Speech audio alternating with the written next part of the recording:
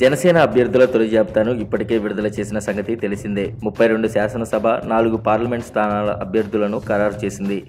Parliament అభ్యర్థులుగా అమలాపురం స్థానానికి DMR Shekhar, రాజమండ్రికి ఆకుల సత్యనారాయణ, విశాఖకు గేదెల శ్రీనుబాబు, అనకాపల్లికి చింతల పార్థసారథికి టికెట్లు ఇచ్చారు. అయితే ఇప్పుడు జనసేన అధ్యక్షుడు పవన్ కళ్యాణ్కు ఊహించని షాక్ తగిలింది. జనసేన విశాఖ పార్లమెంట్ అభ్యర్థిగా ప్రకటించిన గేదెల శ్రీనివాస్ అలియాస్ శ్రీనుబాబు వైఎస్ఆర్ కాంగ్రెస్ పార్టీ అధ్యక్షుడు వైఎస్ జగన్మోహన్ రెడ్డి సమక్షంలో పార్టీలో చేరారు. అనూహ్య పరిమాణాల నేపథ్యంలో ఆయన వైఎస్ఆర్సీపీలో చేరడం ప్రాధాన్యత సంతరించుకుంది. జనసేన అభ్యర్థుల తొలి జాబితాను ఇప్పటికే విడుదల చేసిన సంగతి తెలిసిందే. 32 శాసనసభ, 4 పార్లమెంట్ స్థానాల అభ్యర్థులను ఖరారు చేసింది.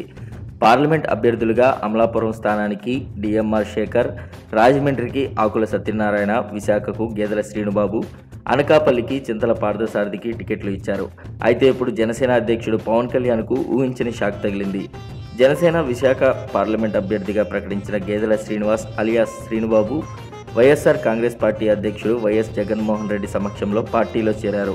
అనూహ్య పరిమాణాల నేపథ్యంలో ఆయన వైఎస్ఆర్సీపీలో చేరడం ప్రాధాన్యత సంతరించుకుంది.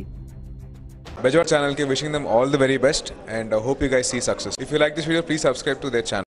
Andarki namaskaram, na paid Manara Chopra. If you like the video, please subscribe to Bejwara Media. Hi everybody, you're watching Bejwara Media. Congratulations and all the best.